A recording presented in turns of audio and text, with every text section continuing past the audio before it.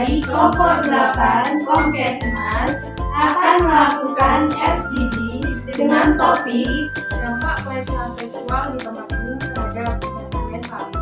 Selamat menyaksikan. Halo, kenalkan nama saya Putri Gabriela Karisma dengan dipanggil 08. Di sini saya berperan sebagai sekretaris dalam menyiapkan berkas yang diperlukan saat ini.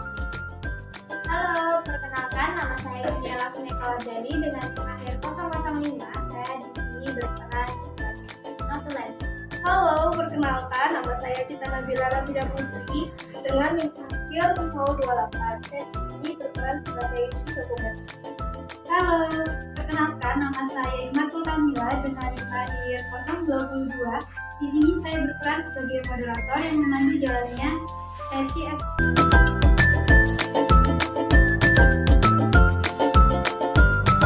Assalamualaikum warahmatullahi wabarakatuh. Waalaikumsalam warahmatullahi wabarakatuh.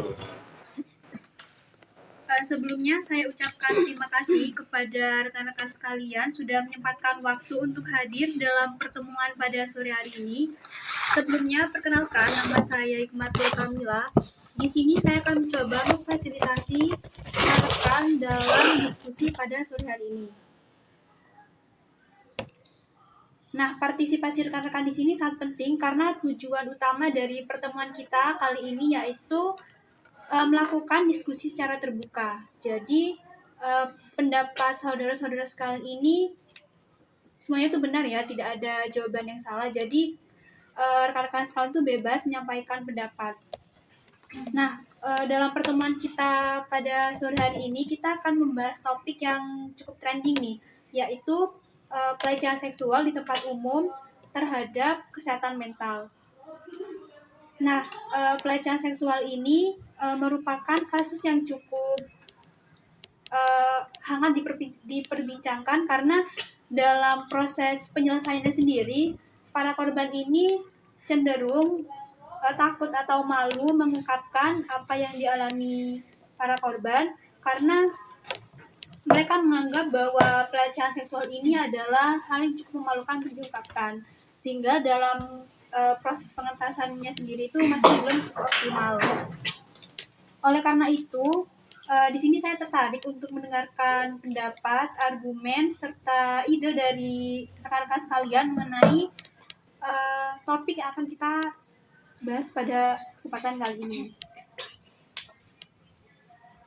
Nah, pada sore hari ini rekan-rekan bebas ya ingin menyampaikan pendapat atau pendapat lain terhadap rekan-rekan yang lainnya. Jadi saya ingatkan kembali bahwa pendapat rekan-rekan sendiri ini semuanya benar, tidak ada yang salah. Jadi semua bebas untuk mengungkapkan pendapatnya. Nah, saya juga izin mengingatkan dalam menyampaikan pendapat nanti rekan-rekan sendiri diharapkan untuk tertib ya. Tertib di sini adalah nanti saya akan mempersilahkan rekan-rekan untuk menyampaikan pendapat secara bergilir. Nah, kemudian saya mohon izin kepada rekan-rekan dalam diskusi kita pada sore hari ini kami akan menggunakan media rekam.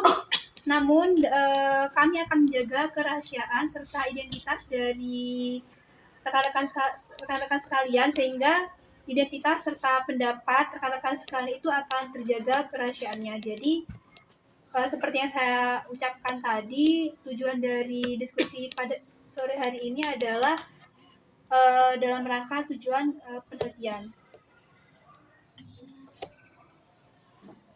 Mungkin langsung saja sebelum kita memulai diskusi pada sore hari ini, mungkin dipersilahkan pada rekan-rekan sekalian untuk memperkenalkan diri. Mungkin saya mulai dari pembicara satu, dipersilahkan. Perkenalkan, saya Muhammad Devan Kampanan, bisa dipanggil Devan dari Kesehatan Masyarakat Angkatan 2022.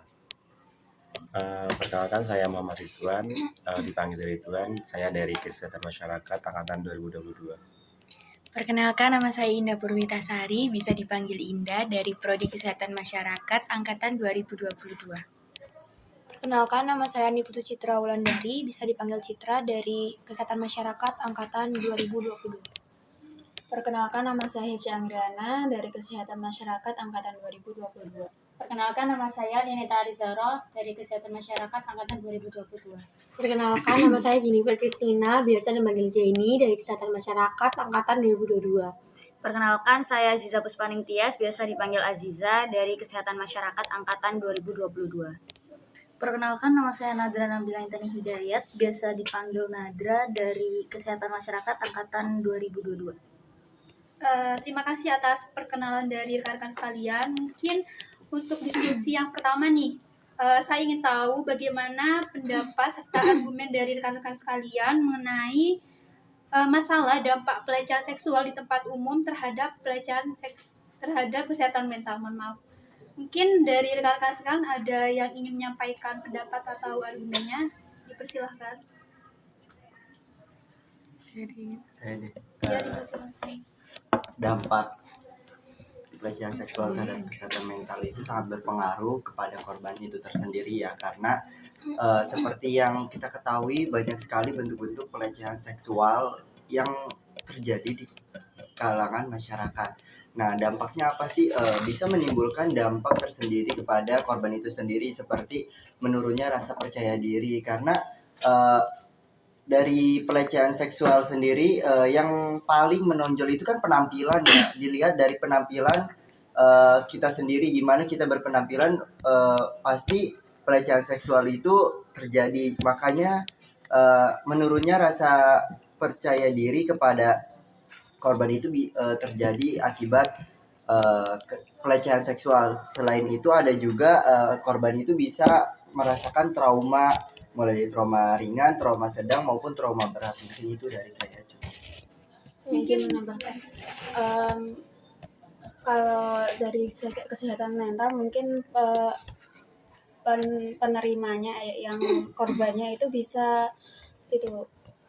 lebih cenderung menjauhkan diri dari orang lain, karena mungkin korbannya itu merasakan kayak akan dipandang buruk oleh masyarakat sekitar habis terkena pelecehan seksual tersebut.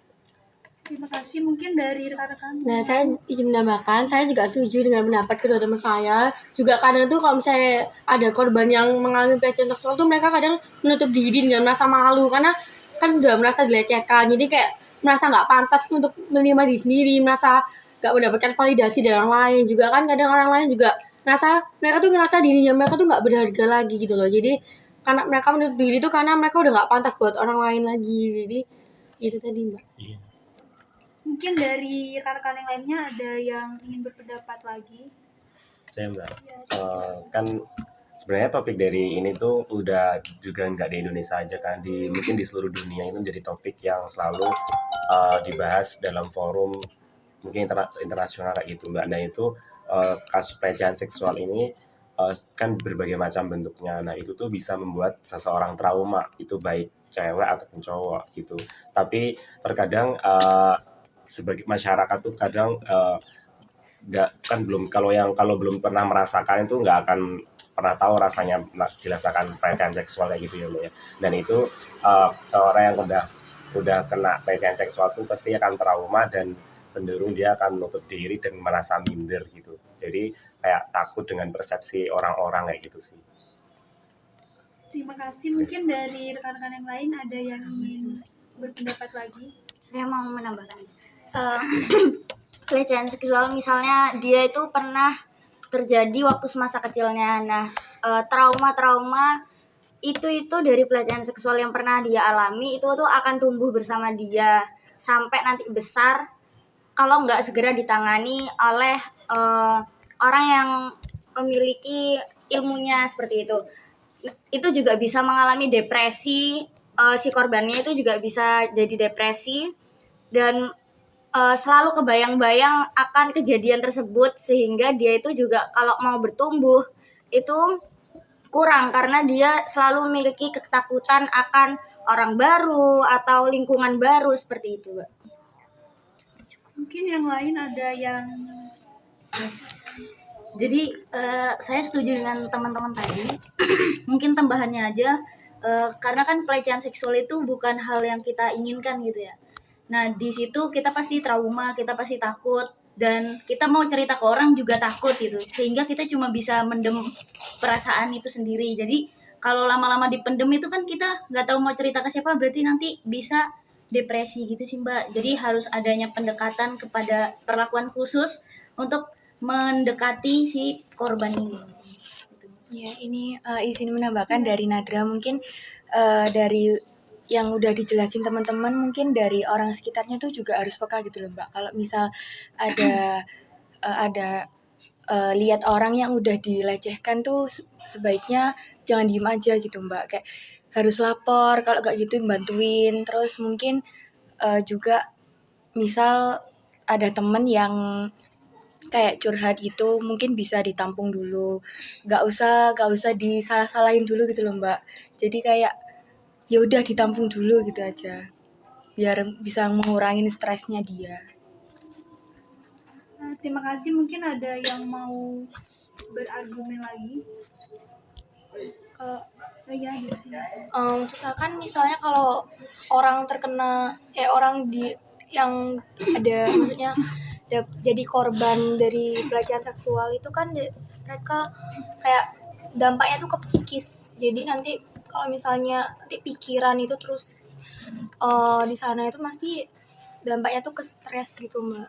Terus nanti mereka juga malu ke cerita ke orang lain pastinya. Jadi pasti mereka lebih ke menyerang psikis, jadi ke mental juga gitu. Wah, cukup menarik ya pembahasan awal kita nih pada diskusi ini. Mungkin saya lanjut ya untuk diskusi selanjutnya. Kan tadi sudah dijelaskan nih sama rekan-rekan mengenai dampak pelecehan seksual di tempat umum terhadap kesehatan mental. Nah, terus yang ingin saya tanyakan nih, menurut rekan-rekan sendiri, apa sih yang menjadi penyebab dari terjadinya pelecehan seksual di tempat umum? Mungkin ada yang ingin berpendapat? Ya, mungkin.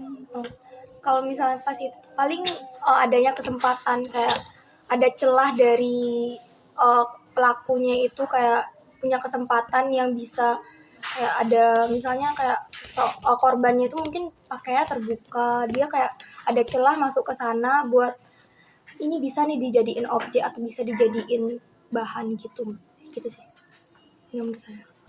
Mungkin yang lain. Mungkin iya. Mungkin kalau dari Citra kan dari objeknya yang kayak bajunya terbuka gitu. Kalau menurut saya itu juga bisa terjadi sama pelakunya sih Mbak. Kayak misalnya tuh dia punya kayak gangguan mental gitu. Jadi bisa melecehkan seseorang. Jadi gak 100% juga salah dari korban yang pakaiannya terbuka. Udah dari saya. Mungkin bisa Oke. Saya kurang setuju dengan Citra dan Indah, karena menurut saya dari pelecehan itu bukan salah si korban gitu. Karena kan bahkan sekarang juga ada yang pakaiannya sudah tertutup, muslimah sekali gitu, masih saja dilecehkan. Jadi ini tuh sebenarnya sumber utamanya itu ada di si pelaku ini, dimana si pelaku ini kurang adanya kesadaran bahwa kita tuh nggak boleh melecehkan seseorang gitu. Terus yang kedua juga keimanan mereka juga masih kurang, sehingga masih tidak berpikir panjang untuk melakukan pelecehan itu Mbak. Terima kasih. Terima kasih. Mungkin dari izin menambahkan Mbak, sebenarnya kan kalau FGD ini nggak ada setuju nggak setuju, jadi saya setuju semua sama pendapat teman saya. Kalau dari Citra kan bilang karena dari korbannya, mungkin korbannya itu pakaiannya terbuka atau apa, cuman kalau misalnya dari pendapatnya Indah kan mungkin karena pelakunya, jadi sebenarnya itu bisa salahnya tuh dari sudut pandang tuh beda-beda gitu Mbak. Dari korbannya juga mungkin emang kadang mereka tuh salah karena pakainya itu nggak sopan, atau mungkin mereka tuh nggak sadar diri ini tempatnya di mana, tapi bajunya itu apa, jadi kayak orang bisa menempatkan diri gitu Mbak. Terus kalau dari pelakunya sih saya setuju sama Indah, mungkin karena ada gangguan mental juga kan, kadang itu kita nggak ngerti ya orang tuh maunya apa, jadi bisa jadi pelakunya itu emang punya hawa nafsu yang tinggi, atau dia emang udah suka sama kayak begituan gitu. Jadi waktu ketika di tempat umum dia lihat yang sebenarnya nggak yang terbuka banget, tapi udah langsung matanya langsung kayak ini nih jadi objek. Jadi bisa jadi karena pelakunya, bisa jadi karena korbannya emang salah, tapi sejatinya kalau misalnya kita menghadapi masalah ya di mana-mana selalu pelaku tuh yang lebih disalahkan kan Mbak, karena dia yang melakukan, kita yang sebagai korban kan hanya kayak menerima saja. Jadi menurut saya sih dampaknya ya karena penyebabnya ya karena pelakunya itu kurang bisa ya mengontrol dirinya sendiri. Padahal kan tahu kan kalau misalnya pelecehan seksual itu tidak dibenarkan. Jadi sebenarnya itu butuh edukasi aja sih Mbak ke pelakunya supaya bisa lebih bisa mengontrol dirinya sendiri. Mbak. Mungkin ini dulu ya, karena Menurut saya sih sama. Jadi menurut saya penyebab dari pelecehan seksual itu dari kurangnya pelakunya ini kurang bisa menahan hawa nafsunya dia. Karena berpakaian itu kan hak setiap orang ya. Mau dia mau pakai baju apapun itu menurut saya itu tetap haknya mereka. Karena itu tubuh-tubuhnya mereka, ekspresi mereka. Jadi menurut saya dari pelaku sendiri ini harus bisa menahan hawa nafsunya. Dan biasanya itu dari kecil itu kita juga harus ditanamkan nilai-nilai yang kayak sopan santun, saling menghargai, terus etika kalau kita itu berhadapan dengan lawan jenis seperti itu. Jadi menurut saya pendidikan dari kecil itu memang harus ditanamkan. Juga biasanya itu pelaku itu merasa mendominasi. Jadi kayak seakan-akan dia itu kalau melihat korbannya itu kayak melihat korbannya ini lemah, terus bisa dimanfaatkan seperti itu. Jadi dari pelakunya ini memang harus dari kecil itu harus diberi pendidikan dan ditanamkan nilai-nilai, bisa nilai-nilai Pancasila sih, itu sudah mencakup juga. Sekian Mbak. Ya, saya cuma mau nambahin jawaban Nada itu menurut saya benar ya. Gimana ya? Kan di Indonesia juga nggak ada aturan dalam berpakaian kan. Semua masyarakat bebas dan sekarang juga itu apa sih sekarang juga pelecehan seksual juga nggak kenal pakaian mau yang tertutup mau yang terbuka. Terus juga di tempatnya juga mau tempat kayak masjid itu pernah. Terus tempat-tempat ibadah lainnya bahkan juga pernah kan. Nah menurut saya ini balik lagi ke benar sih iman dan tingkat keimanan seseorang dan tingkat gimana kesadaran seseorang dalam melawan hawa nafsu itu sendiri. Karena kalau semakin lemahnya iman, semakin gak sadar mereka akan melawan hawa nafsu ini pasti itu kan bisa saja dia melakukan pelecehan seksual. Terus juga fetis atau ketertarikan orang kan beda-beda ya. Makanya dari itu yang susah untuk diberantas itu tentang fetis atau ketertarikan setiap orang itu kan ada saja orang yang sukanya berkerudung itu bisa saja dilecehkan, bahkan orang yang terbuka sekalipun itu menjadi sasaran utama seperti itu. Dan juga penyebabnya juga itu tentang hawa nafsu sih menurut saya. Terima kasih. Izin menambahkan Mbak. Ya, Nah kan setuju dari Devan, kan kayak pelaku itu juga harus mikir dampak setelah dia melakukan pelecehan seksual itu kan kadang mungkin dia bisa kena hukuman kan. Jadi ya kayak lebih tahu, lebih paham, lebih sadar kalau dia itu bakal ada akibat dari pelecehan seksual itu. ya silakan. Menurut saya tadi selain faktor-faktor pelaku melakukan pelecehan seksual dari di samping dari kurangnya iman, itu menurut saya juga pelakunya itu kayak kurang bisa memanfaatkan waktunya, kayak bisa ya sering kecanduan porno gitu. Terus itu sih. Mungkin dari yang lainnya ada yang ingin menambahkan lagi?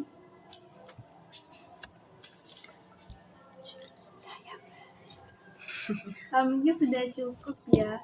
Mungkin saya bisa lanjut untuk diskusi selanjutnya.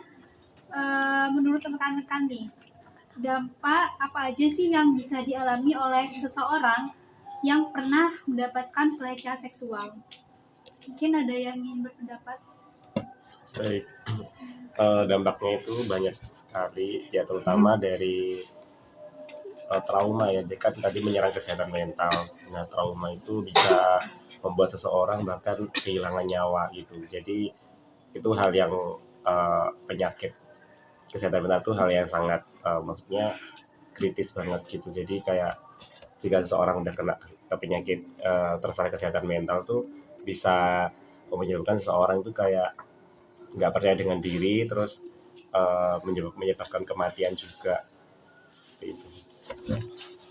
Izin menambahkan Mbak, tadi kan kalau Ridwan kan bilangnya kesehatan mental, tapi kalau misalnya kita mengalami pelecehan seksual tuh sebenarnya tidak hanya kesehatan mental saja yang diserang, tapi lebih ke fisik ya, karena pelecehan seksual tuh menyerang alat reproduksi kita, maupun cewek atau cowok itu bisa diserang, jadi lebih ke fisiknya kan. Kalau misalnya penyakit karena menyerang alat reproduksi kan banyak sekali, jadi saya sering menemukan gitu berita-berita di televisi kalau misalnya orang mengalami pelecehan seksual tuh bisa sampai di rumah sakit itu berhari-hari karena mungkin alat reproduksi itu infeksi atau terganggu gitu. Terus juga bisa, maaf ya Mbak, banyak yang kasus-kasus tuh kalau misalnya diserang alat reproduksinya, terutama wanita tuh bahkan sampai nggak bisa hamil atau rahimnya tuh diangkat gitu-gitu. Jadi bukan hanya menyerang mental aja, tapi menyerang fisiknya juga Mbak. Terus kadang tuh bisa kehilangan masa depannya juga karena kan udah fisiknya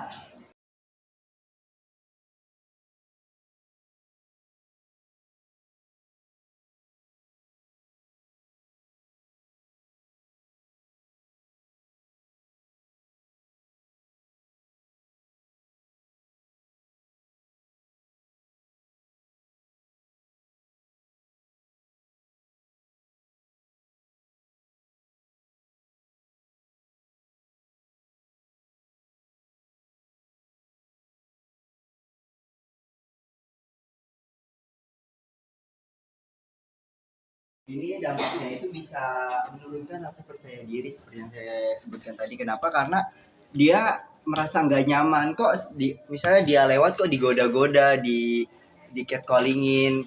Mungkin menurut pelaku itu hal biasa ya, kayak jokes doang. Nah ini padahal ini tuh salah satu hal kecil yang bisa berdampak besar terhadap korban itu sendiri. Nah selain itu dampaknya juga bisa dia bisa saja depresi akibat overthinking. Kan pasti aja kalau udah dilecehkan dia mikir terus-terusan, mikirnya tuh meluas, enggak lingkup kecil aja. Misalnya gimana kalau besok dia keluar terus dijulitin tetangga, gimana kalau besok dia keluar dikata-katain tetangga, dijauhin warga. Pasti dia lama-lama bisa depresi, stres yang mengakibatkan dia berpikiran untuk mengakhiri hidupnya saja karena dia hidup sudah tidak berguna. Seperti itu Mbak. Mungkin dari rekan-rekan yang lainnya ada yang mau berpendapat lagi. Oh iya, Kayak yang dibilang Devan itu kan lebih ke dampak sosialnya, kayak dikucilkan dari masyarakat itu tuh lebih, terus jadi kayak dia tuh nggak, kalau misalnya ada acara-acara yang di masyarakat pasti dia nggak datang gitu, pasti dia lebih menutup diri gitu. Jadi ngaruhnya juga ke dampak sosial, ke masyarakat juga, kayak rasa ada penyimpangan gitu. Saya mau nambahin aja, menurut saya selain kita itu bisa kehilangan rasa percaya diri, itu juga bisa hilang kepercayaan kepada orang lain gitu. Jadi kita tuh biasanya udah percaya dan mau terbuka sama orang lain, terus ketika kita dapat perlakuan pelecehan seksual itu, kita tuh jadi menutup diri itu kan. Jadi kita itu juga nggak percaya lagi sama orang lain. Mau kita juga mau cerita itu juga jadi takut kan biasanya. Kalau misalnya nanti kita cerita terus ternyata orang ini itu malah nyebarin yang aneh-aneh, itu kan malah menimbulkan kecurigaan, ketakutan. Jadi menurut saya selain hilang rasa percaya diri, itu juga bisa menyebabkan si korbannya ini juga nggak bakal percaya lagi sama orang-orang di sekitarnya.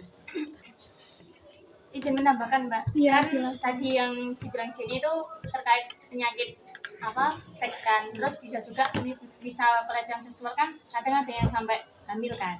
Nah belum sampai melahirkan, bayinya udah diaborsi atau enggak gitu, bayinya terkadang itu udah dilahirkan tapi dibuang di sungai atau di kardus, jadi kan kayak memberi dampak ke orang yang nggak bersalah gitu. Bayinya kan nggak salah, tapi yang melakukan pelecehan seksual itu yang salah. Terima kasih. Mungkin dari rekan-rekan yang lain mau berpendapat lagi.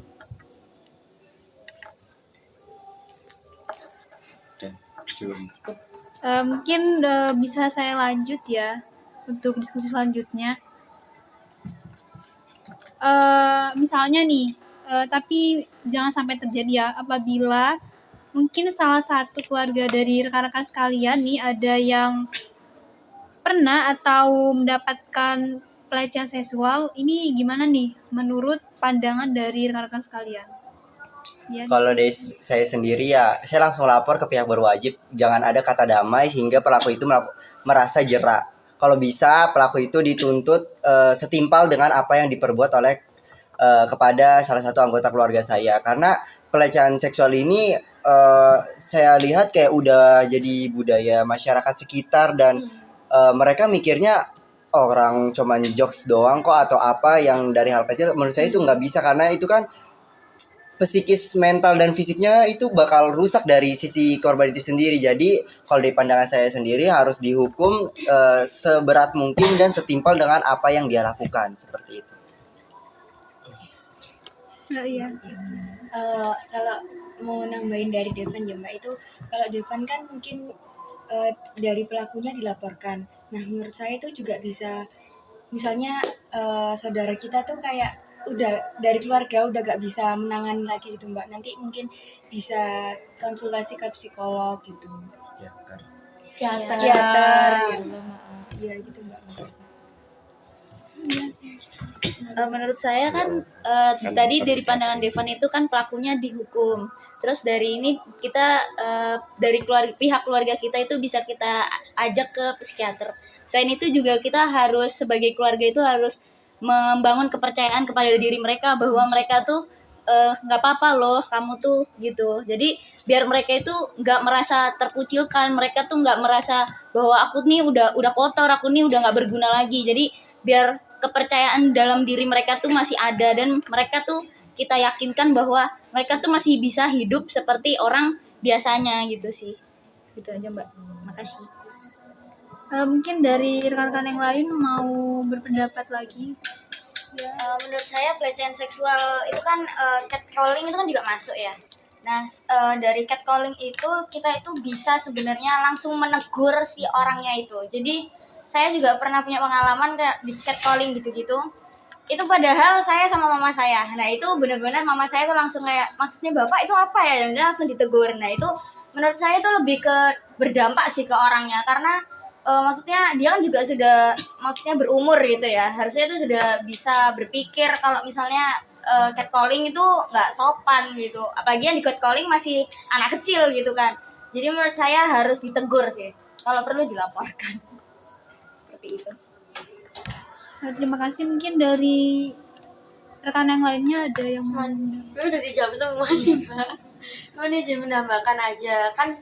Tadi kan langsung, kalau kata Indah kan langsung dibawa ke psikiater. Cuman sebelumnya kan kadang kalau misalnya ada orang terdekat kita itu mengalami pelecehan seksual tuh kebanyakan orang yang lain tuh kayak susah mau menerima gitu Mbak. Jadi sebagai kerabatnya itu kita juga harus menjadi pendengar yang baik, bisa memberikan kata-kata positif juga, lebih ke mengajak dia itu untuk membangun kepercayaan diri lagi daripada kita mengolok-olok. Maksudnya tanya kenapa bisa terjadi kayak gini tuh lebih ke menerima untuk mendengarkannya. Terus juga tadi kan sempat disinggung teman saya masalah bayi ya Mbak ya, mohon maaf. Terus kalau menurut saya itu lebih ke minta pertanggungjawaban dulu gitu loh ke orangnya. Jadi kalau misalnya orangnya dilaporkan ke polisi itu sebenarnya baik, tapi kita juga harus mikirin pertanggungjawabannya orang itu buat bayinya itu apa gitu loh Mbak. Jadi harus dipertanggungjawabkan dulu, nggak tahu itu di penjara sambil ngurus anak atau gimana ya, nggak tahu ya Mbak ya. Pokoknya mereka harus bertanggung jawab juga kan Mbak. Kalau saya langsung diaborsi kan juga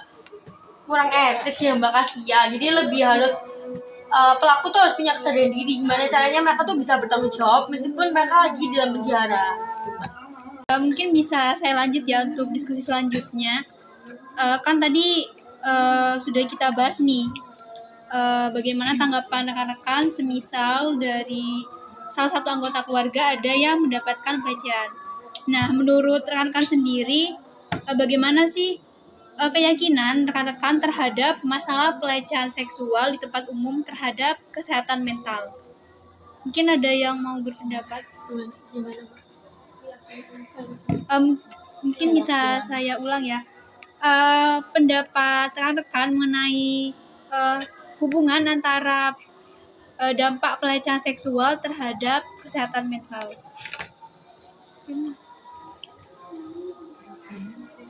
Iya, bisa. Menurut saya dari saya itu dampak kesehatan mental, hubungan dampak kesehatan dengan pelecehan seksual itu memang sangat erat sih Mbak. Kan dampak terbesar seseorang yang kena pelecehan seksual itu pastinya terkait kesehatan mentalnya gitu. Walaupun mungkin ada beberapa pelecehan seksual yang menyerang fisik, tapi kalau pelecehan seksual itu tidak menyerang fisik, itu akan lebih ke kesehatan mentalnya. Jadi kesehatan mental itu memang sangat berpengaruh dari kejadian pelecehan seksual. Cukup seperti itu Mbak. Mungkin bisa jadi. Ya, saya mau menambahkan aja ya. Kalau pelecehan seksual sendiri itu emang mengaruhnya ke mental sih, walaupun yang diserang fisik, tapi kan mental juga ikut terguncang itu, jadi sakit mental kita, jadi kayak kita nggak percaya lagi sama diri kita sendiri, kayak kok bisa-bisanya dilecehkan, emang kenapa sih, apa yang salah dari diri korban itu sendiri, terus juga kayak masih pantas gak ya untuk hidup gitu, udah nggak berguna, udah kotor, udah nggak suci gitu kan pasti mikirnya. Nah maka dari itu pelecehan seksual itu sangat berhubungan erat dengan mental, betul kata Ridwan tadi, karena ya itu walaupun apapun yang diserang pasti yang pertama kali terganggu itu mental kita udah nggak bakal stabil lagi kayak seperti biasanya, seperti itu. Saya setuju dengan dua rekan saya tadi karena kan kalau kita jadi korban itu kan pasti kayak kita merasa masih pantas gak ya, ini gimana ya, bakal bisa hidup kayak orang normal gak ya, kayak gitu kan. Jadi orang-orang yang jadi korban itu pasti kayak mikir, kayak overthinking juga, kayak gimana respon masyarakat terhadap aku gitu, apakah aku bisa dianggap normal gitu. Karena kan banyak banget masyarakat tuh yang menganggap bahwa korban itu udah kotor, kamu tuh udah apa ya, kayak berpandangan buruk gitu kepada korban. Padahal kan sebenarnya kan korban itu ya nggak pengen kayak gini gitu. Jadi mereka juga ada overthinking, itu bisa bikin stres. Terus kalau stres dia juga takut buat cerita ke orang lain. Terus semakin dipendem-pendem terus nanti dia depresi. Depresi juga bisa sampai dia kematian itu sih Mbak gitu. Mungkin dari teman-teman yang lain ada yang mau berpendapat lagi. Mbak, ya sudah terjawab semua Mbak. Ya, terima kasih. Mungkin bisa saya lanjut. Menurut rekan-rekan sendiri, bagaimana sih cara efektif dalam mencegah pelecehan seksual di tempat umum? Ya, dipersilakan. Menurut saya perlu ditingkatkan keamanan lagi. Terus dari sisi pelakunya itu ya tingkatkan imannya itu sama ya itu aja sih Mbak. Ini sih Mbak, pemerintah juga harus tegas sih Mbak. Kan kita juga sebagai tenaga kesehatan masyarakat tuh kalau ada hal kayak gitu tuh kita juga boleh melakukan edukasi, melakukan penyuluhan. Jadi pemerintah tuh harus meningkatkan edukasinya ke masyarakat supaya pelecehan seksual tuh di tempat umum tuh bisa dihindari gitu Mbak, bisa dikurangi juga. Terus dia mau tanya nih, mencegahnya itu juga bisa dilaporin langsung kalau misalnya orang-orang sekitar kita, termasuk kita sendiri, kalau misalnya di sekitar kita tuh melihat kayak gitu tuh kita harus melaporkan, atau kalau bisa di Aziza kan juga bilang kalau misalnya harus menegur, itu juga boleh banget Mbak. Jadi kalau misalnya lihat kayak itu jangan diem aja, tapi langsung ditegur. Terus kalau misalnya emang udah kayak berlebihan tuh bisa dilaporin. Tapi kalau misalnya masih kayak, biasanya kan kita misalnya lewat di kayak apa ya, di tukang-tukang gitu atau apa kan biasanya kayak juga digangguin gitu, misalnya kayak cewek atau apa gitu kan, itu bisa langsung ditegur. Tapi kalau misalnya emang fatal kayak misalnya bener-bener dilecehin dan kita lihat di depan mereka sendiri, itu langsung dilaporin aja sih Mbak. Menurut saya benar kata rekan-rekan. Nah tapi juga kita sebagai apalagi yang cewek-cewek nih, kita harus kayak jaga pakaian kita gitu. Jadi jangan pakai pakaian yang terbuka, itu kan pasti mengundang gitu ya Mbak. Jadi bisa cowok-cowok tuh bisa nafsu, terus nanti bisa kita dilecehkan gitu. Terus juga kita juga perlu sebenarnya adanya, kita punya bela diri gitu Mbak. Jadi kalau ada apa-apa tuh kita bisa cepet gitu. Jadi sebenarnya bela diri juga perlu buat kita terhindar dari pelecehan, kita terhindar dari apa, itu juga penting sih. Terus kalau dari segi pemerintah itu perlu juga kebijakan yang sangat tegas gitu. Karena kan kalau misalkan pemerintahnya saja hukumannya itu nggak setimpal, nggak berat gitu, pasti mereka banyak orang yang mikir, oh berarti kalau hukumannya cuma gitu doang ya nggak apa-apa lah kayak gitu. Jadi perlu adanya ketegasan dari pemerintah dalam membuat undang-undang kayak gitu untuk menghukum pelaku supaya tidak ada lagi pelaku-pelaku ke depannya gitu. Mau menambahkan sedikit ya Mbak, mungkin dari kepekaan orang sekitar juga untuk membantu para korbannya. Kalau dari saya sendiri harus dimulai dari kita sendiri ya. Kita harus berani, maupun kita yang melihat secara langsung ataupun yang jadi korban itu kita harus berani melawan. Benar tadi kata rekan-rekan saya semuanya, kayak kalau misalnya kita kena salah satu bentuk pelecehan seksual kayak catcalling itu pasti kalau lapor ke pihak kewajiban kayak diabaikan kan, kayak masih belum tegas aturan dan kebijakan di Indonesia ini. Nah, maka dari itu kita harus berani dengan cara kalau kita yang menjadi korban, kita samperin orang tersebut, kita tanyain maksud tujuannya apa, emang itu lucu apa emang itu sebuah jokes. Dan kita dari sisi yang melihat pelecehan terjadi itu kita harus membantu ya. Terus juga kita harus berikan sanksi yang tegas juga, melawan. Terus di samping kita harus melawan, kita juga harus memberikan edukasi di akhirnya kan, karena kan ya seperti yang kita ketahui kalau pelecehan seksual ini banyak dari yang udah berumur, kayak mungkin bapak-bapak gitu yang ke anak cewek itu kan kayak bapak-bapak ngapain sih ngegodain orang itu. Terus juga kayak dari bapak-bapak itu sendiri kayak kurang edukasi gitu. Jadi di samping kita juga harus melawan, kita harus juga memberikan edukasi kepada bapak-bapak itu sendiri. Terima kasih.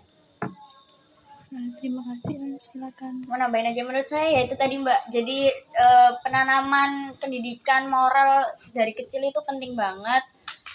Penanaman Pancasila itu juga penting banget, mulai dari sila 1 sampai sila 5. Karena menurut saya dari kita kecil itu kita tuh dibentuk oleh pendidikan yang diberikan oleh orang tua, oleh sekolah. Jadi menurut saya pencegahan yang paling penting dan paling berdampak itu menurut saya mulai dari kecil itu tadi. Terima kasih dari pendapat rekan. Mungkin bisa saya lanjut untuk diskusi selanjutnya. Ini kayak lebih sharing ya, dari pengalaman rekan-rekan sendiri. Apakah sudah pernah nih mengikuti atau menyelenggarakan kegiatan terkait sosialisasi pelecehan seksual di tempat umum? Mungkin ada yang mau sharing-sharing pengalamannya, boleh. Belum pernah sih Mbak. Kemarin tau Ya, silakan kalau mau sharing-sharing nih. Oh iya, masuk.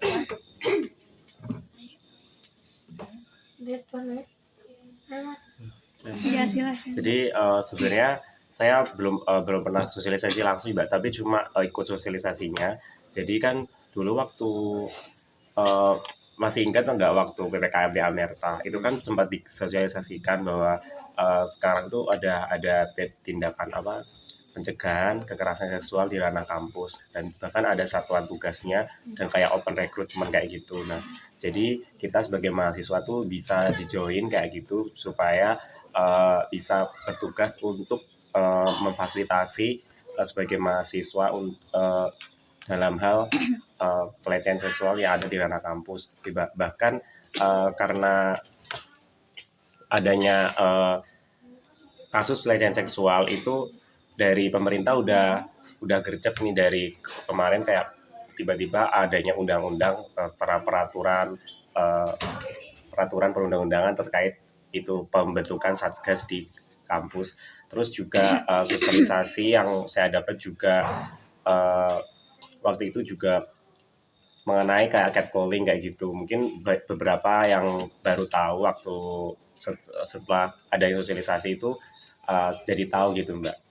Jadi kayak hal-hal kecil yang akan berdampak besar bagi seseorang. Selanjutnya itu kayak pelecehan seksual, untuk kan mungkin pelecehan seksual itu kayak kita mandangnya ke cewek gitu ya Mbak. Padahal pelecehan seksual itu bisa ke cowok. Tapi masyarakat tuh selalu kalau memandang pelecehan seksual ke cowok itu kayak rada aneh gitu Mbak. Jadi waktu sosialisasi yang saya dapat waktu itu tuh jadi tahu sebenarnya cowok pun bisa terkena pelecehan seksual dan bisa lapor, cuma karena mungkin kesadaran masyarakat dan juga ketidaktahuan masyarakat terkait pelecehan seksual yang bagi cowok itu jadi kayak kurang diperhatikan gitu Mbak. Seperti itu. Mungkin dari rekan-rekan yang lain ada yang mau sharing lagi? Iya, silakan. Sebenarnya saya sih nggak pernah ikut gitu Mbak, cuma saya pernah lihat di Twitter gitu tentang Instagram dari kampus, misalnya Undip Mbak, di Penogoro gitu ada kayak tempatnya buat ngadu tentang kasus pelecehan seksual kayak UNER juga ada kan katanya. Saya lihat di Twitter sih kayak kalau misalnya ada yang kena pelecehan di lingkup kampus itu bisa lapor ke sana ke Satgas. di pihak itunya itu, terus kayak nanti pelakunya itu diekspos kayak gitu ke IG-nya gitu Mbak, ke Instagramnya, ke media sosialnya gitu sih. Ya saya mau nambahin yang Citra, bener udah ada beberapa kampus juga udah mensosialisasikannya, dan yang saya ketahui itu dia ada kampus yang membuat jadi satu akun Instagram, isinya itu para mahasiswa yang melakukan pelecehan seksual. Itu saya taunya nama IG-nya Undip Cabul, IPB Cabul. Jadi isinya itu para pelaku yang melakukan pelecehan seksual terhadap mahasiswa dan di lingkungan kampus. Jadi seperti itu Mbak. Terima kasih. Berarti sudah cukup menjawab ya, menyangkut pertanyaan selanjutnya, yaitu keikutsertaan rekan-rekan dalam sosialisasi tersebut. Berarti itu belum pernah secara langsung ya ikut ke sosialisasi tersebut, tapi sekedar mengetahui saja gitu ya. Mungkin bisa saya lanjut. Terkait tadi yang dipaparkan oleh rekan-rekan, dari mana aja sih informasi yang didapatkan dari rekan-rekan mengenai dampak pelecehan seksual di tempat umum terhadap kesehatan mental? Mungkin ada yang mau.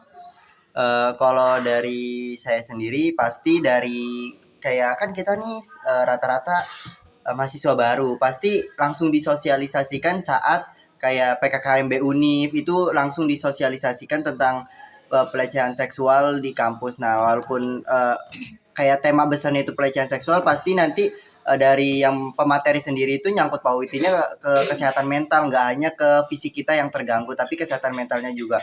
Terus juga banyak juga campaign dari media sosial yang bertebaran tentang pelecehan seksual. Terus juga kayak dari media sosialnya juga kan luas ya, jadi mereka juga banyak yang sudah menyebarluaskan informasi tentang tentang pelecehan seksual yang disangkut pautin dengan kesehatan mental itu sendiri. Dari saya itu Mbak.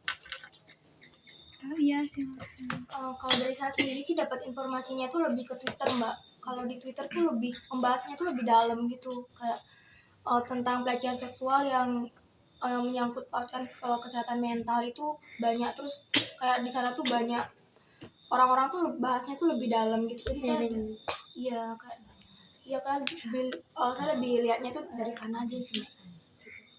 Ya manifest gitu. Sama sih Mbak, juga dari media sosial terutama Twitter. Biasanya ada satu orang yang up kasus gitu, nanti di bawah lama-lama itu banyak yang up juga gitu. Webinar juga sekarang udah banyak, seminar-seminar online gitu yang ngadain itu yang ngangkat tentang pelecehan seksual, terus sama bahas tentang kesehatan mental juga. Jadi itu tuh bersangkut paut, jadi kita juga banyak dapat dari sana. Iya, saya sempat ikut seminar online dari Kemendikbudristek waktu adanya kasus pelecehan seksual itu. Nah, beberapa hari kemudian sebelum, intinya waktu keluarnya peraturan dari Satuan Tugas PPKS yang ada di Univ itu ada sosialisasi seminar online dari Kemendikbudristek terkait pelecehan seksual seperti itu. Jadi saya tahunya dari itu, dan juga mengikuti kayak campaign anti kekerasan seksual dari campaign-campaign yang awalnya itu kayak berubah dengan kesehatan mental. Nah itu menguap ke anti kekerasan seksual seperti itu Mbak. Jadi kayak ikut-ikut kayak campaign kayak gitu sih Mbak, ikut campaign digital gitu. Berarti kebanyakan dari media sosial ya, sama dari universitas. Mungkin ini untuk diskusi terakhir ya. Saya ingin tahu nih pandangan dari rekan-rekan sekalian mengenai misal nih dalam satu wilayah itu ternyata warganya itu mendapatkan pelecehan seksual. Nah itu menurut rekan-rekan sendiri itu bagaimana pandangan dari rekan-rekan sekalian? Ya silakan. Kalau dari saya sendiri ya, mungkin saya akan melaporkan ke RT terlebih dahulu karena kan yang pihak berwajib yang ada di lingkungan masyarakat kayak yang mengkoordinasi suatu wilayah itu kan pasti dari RT dulu. Nah, mungkin saya akan memberitahu kepada RT setempat untuk ini ada korban pelecehan seksual harus kita dampingi. Terus juga jangan tolong diberitahukan kepada warganya untuk tidak mendiskriminasi, untuk tidak menjauhi. Harusnya kita bisa mendampingi dan membantu menyehatkan mentalnya, fisiknya dan psikisnya agar dia itu kembali percaya diri seperti biasanya. Terus juga kita juga harus membantu untuk memproses hukum kepada pelaku yang melakukan pelecehan kepada korban tersebut, karena kalau kita nggak membantu mungkin saja dari keluarga juga cuek dan takut, bahkan bingung. Masyarakat tuh masih banyak yang awam dan bingung tentang pelaporan kasus pelecehan seksual yang dia tahu kayak harus diviralin dulu biar di notis sama pihak berwajib ataupun yang lainnya. Kalau dari saya seperti itu, Mbak. Enggak sih, mungkin yang lain ada yang mau berpendapatnya. Mungkin saya mau nambahkan aja Mbak, mungkin kan dari rekan saya tadi udah jelasin kayak kita mengajak masyarakat kayak terlebih dahulu, jadi kayak tuntun dari bawah terus untuk bergabung untuk melaporkan ke pihak berwajib. Nah, jika solusi terakhir jika memang pihak berwajib masih kayak acuh terhadap hal itu, maka kita mau nggak mau itu harus kayak manifest tapi lewat kayak namanya itu disamarin gitu Mbak. Jadi kayak kasus yang pernah kita tahu ya di Twitter dari univ lain mungkin, tapi itu baru ke-up dan juga baru bisa diproses karena kan udah menyebar luas kasusnya. Jadi baru tahu nih kalau memang pihak berwajib itu kadang juga masih acuh, dan juga karena mungkin kasus pelecehan seksual yang kayak orang rakyat kecil itu kan mesti kayak sekarang mesti jarang banget yang kebantu oleh pihak berwajib, karena pihak berwajib tuh kadang mandangnya status sosial kayak gitu sih Mbak. Jadi solusi terakhir untuk kasus yang dimana tidak terbantu dari pihak berwajib dan juga masyarakat yang masih awam kayak gitu, ya itu akan dimanifestkan ke akun media sosial dan juga dibantu oleh warga online kayak gitu ya, netizen. Jadi dengan itu maka akan dari pihak paling atas pemerintah pusat pun akan terpanggil untuk membantu kasus tersebut kayak gitu. Terima kasih. Mungkin dari teman-teman yang lain mungkin sudah cukup ya. Cukup menarik nih diskusi kita pada malam hari ini. Mungkin dapat saya simpulkan bahwa dampak pelecehan seksual di tempat umum terhadap kesehatan mental itu erat ya kaitannya, dan juga dampak yang dihasilkan dari pelecehan ini terhadap mental si korban ini selain menimbulkan trauma juga bisa menimbulkan dampak psikis juga, fisiknya juga, dan juga dampak psikologis. Jadi cara mencegah pelecehan seksual sendiri ini selain menyadarkan diri sendiri baik dari si korban atau si pelaku, kita juga harus tetap memperkuatkan iman, kemudian jangan takut untuk melakukan pelaporan atau menceritakan hal tersebut terhadap keluarga. Dan untuk pemerintah sendiri mungkin bisa memperkuat lagi sanksi bagi si pelaku dan juga melindungi si korban. Mungkin cukup sekian diskusi kita pada malam hari ini. Saya ucapkan terima kasih kepada rekan-rekan sudah menyempatkan waktunya hadir pada pertemuan kali ini. Wassalamualaikum warahmatullahi wabarakatuh. Waalaikumsalam warahmatullahi wabarakatuh. Terima kasih.